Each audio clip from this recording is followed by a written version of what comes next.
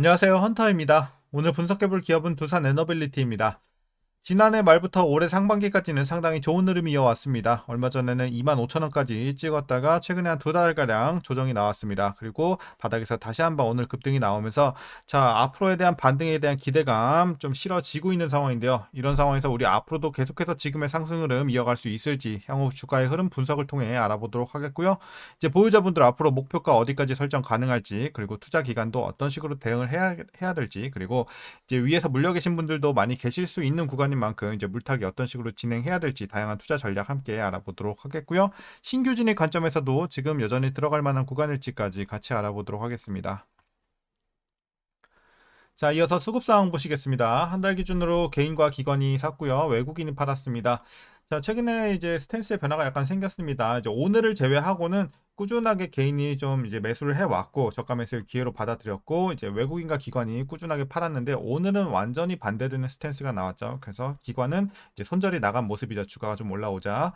자, 그리고 이제 외국인과 기관의 쌍끌이 매수가 오늘의 반등을 좀 크게 이끌었다. 이렇게 정리하겠습니다. 자, 이어서 신용 잔고를 보시게 되면 1.69% 나오고 있습니다. 뭐 나쁘진 않은 수준이고요. 이어서 이제 공매도 관련해서는 여전히 금지가 됐기 때문에 분석은 넘어가도록 하겠습니다. 자, 그럼 바로 재무제표 분석 시작해 보도록 하겠습니다. 2019년도 매출부터 보시겠습니다. 15조, 9조 한번 크게 눌렸다 올라갑니다. 10조, 15조, 17조까지. 그리고 올해는 좀 쉬어가면서 16조 소폭의 하락이 진행이 되고, 내년부터 다시 한번 좀 반등 17조대 회복을 합니다. 자, 영업이익 보시겠습니다. 마찬가지로 뭐 과거에 한번 크게 눌렸습니다. 적자를 기록을 했었고, 흑전 이후에 꾸준하게 올라줬고, 이제 뭐 매출과 마찬가지 흐름이네요. 이제 올해 좀 쉬어가는 분위기. 그래서 작년에 최고치, 올해는 좀 쉬어간다 보시면 되겠고, 내년에는 이제 작년과 비슷한 수준까지 회복을 할 것으로 기대가 되고 있습니다. 다만 단기 순이익은 올해가 이제 전년 대비해서 더 올라가고 있는 모습입니다. 그리고 내년까지도 계속 상승 흐름은 유지가 될 것으로 보여지고 있어서 괜찮아 보이고요. 자, 이어서 분기별로 전년 대비 영업이익만 한번 비교해 보겠습니다. 먼저 2분기에는 4,900에서 3,000 좀 크게 눌렸고요. 3분기 3,100에서 2,900 하락폭은 많이 줄여왔으나 어쨌든 하락은 좀 진행이 됩니다. 그리고 드디어 4분기부터 올라갑니다. 2,900에서 3,100. 그래서 어쨌든 뭐 분기별로는 뭐 큰 변화는 없어요. 전분기 대비해서는 큰 변화는 없는데 전년 대비해서는 4분기부터 상승이 진행이 된다 보시면 될 것 같습니다. 그리고 1분기, 2분기 가면서도 마찬가지로 예상치만 봤을 때는 충분히 상향 가능성이 높아 보입니다. 자, 이어서 이제 부채 비율 살펴보도록 하겠습니다. 과거에 좀 높았습니다. 300대에서 200대, 100대까지 떨어졌고, 최근에는 100대 초반대에서 유지가 되는 모습 상당히 괜찮아 보이고요. 자, 이어서 ROE 보시게 되면 들쭉날쭉하지만 어쨌든 자, 과거에 10 정도 좋았을 때 기록을 했었고, 이후에는 바로 눌렸다가 회복이 되고 있긴 하지만 여전히 좀 아쉬운 수치긴 합니다. 올해 6.5 정도, 그리고 내년 가면서 계속해서 올라주기는 합니다만 아직 두 자릿수는 조금 멀어 보입니다. 그래서 수익성은 좀 아쉬운 상황이에요. 자, 이어서 EPS 보도록 하겠습니다. 뭐 EPS도 과거 마이너스 기록 이후에 꾸준하게 올라주고 있는 점 나쁘지 않아 보입니다. 자, 그리고 이제 아쉬운 건 배당이 없다는 거죠. 과거에도 없었고 올해도 없을 것으로 예상이 나오고 있습니다. 그리고 마지막으로 현재 PER은 21.59배, PBR은 1.37배 나오고 있고요.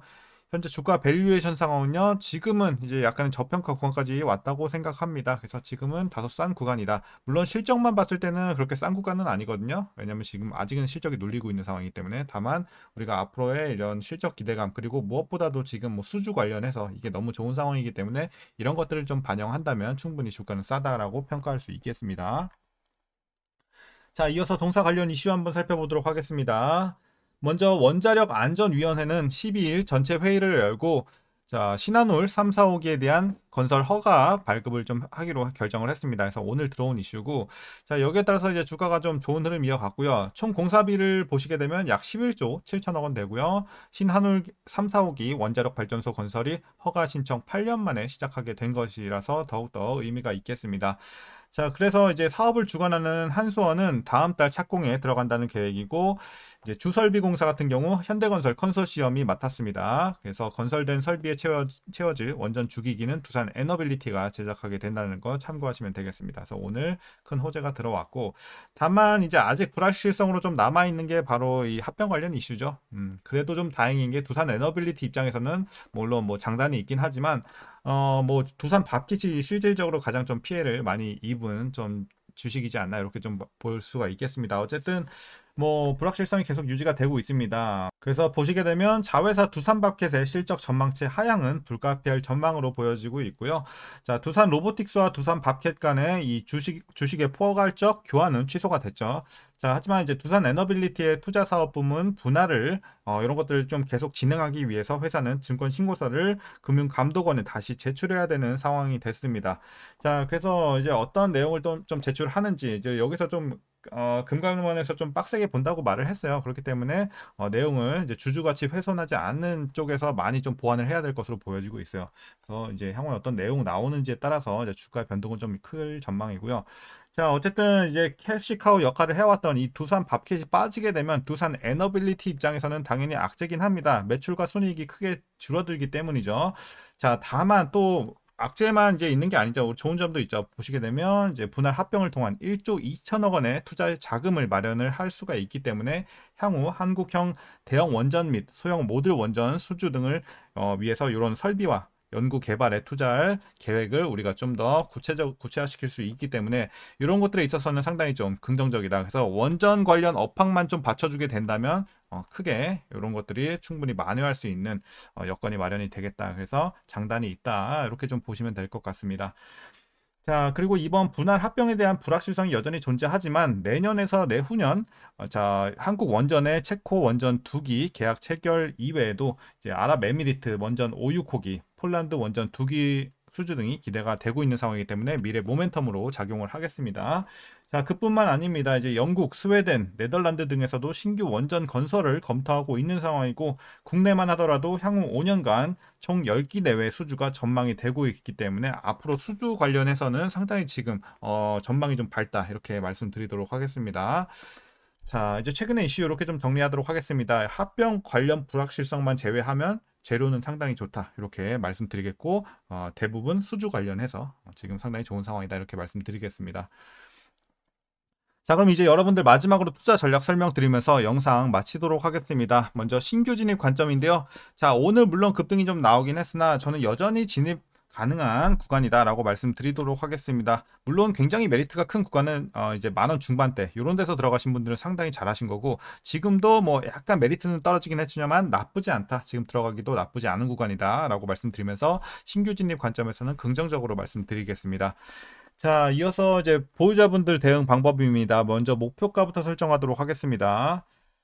자, 이제 중장기적으로 봤을 때 수주 관련 모멘텀 이런 것들만 한다 좀 생각한다면 우리가 물론 전고점 위에까지 봐야 되는 건 맞지만 우리가 중기적인 관점에서는 일단은 목표가는 25,000원까지 보고 있습니다. 그래서 전고점 부근인 25,000원 이렇게 좀 설정을 해 드리도록 하겠고요. 여러분들 꾸준하게 좀 보유해 나가셔도 괜찮은 상황이다라고 정리하겠고 뭐 여러분들 급등할 때마다 잘 분할로 팔아 나가시면 되겠습니다. 다만 제가 라인을 하나 더 드리도록 하겠습니다. 2만 원. 자, 2만원 라인 드리도록 하겠고 한 1차 목표가 정도를 생각하시면 될 것 같아요. 2만원 도달했을 땐 여러분들 한 30에서 50%는 좀 정리하시고 익절하시고 나머지 절반 비중 좀 들고 가시면 될 것 같습니다. 25,000원까지. 자, 그래서 1차와 최종으로 좀 보시면 될 것 같고요. 이어서 이제 마지막으로 위에서 물려 계신 분들 물타기 방법입니다. 이제 요 방금 1차 목표가 있죠? 2만원 요 라인만 보시면 될 것 같아요. 그래서 2만원 기준으로 해서 여러분들 2만원 밑에 이미 평단이 위치가 되신 분들은 물타지 말고 보유만 하시는 전략. 그리고 2만원 위에 계신 분들 평단이 2만원 위에 있다 하시는 분들은 물타서 2만원 밑에 좀 내려주시면 좋을 것 같습니다. 어디까지? 그냥 여러분들 가능하신 구간까지 무리하지 않는 선에서 2만원 밑으로만 맞춰주시고 보유하시면 충분하겠다. 이렇게 말씀드리는 전략입니다. 그래서 2만원 라인을 설정을 해드렸습니다. 자, 오늘 전략 여기까지입니다. 여러분들 오늘 영상도 유익하셨다면 구독과 좋아요 한 번씩 부탁드리도록 하겠고요. 오늘 장도 고생들 많으셨고 시청해주셔서 감사합니다.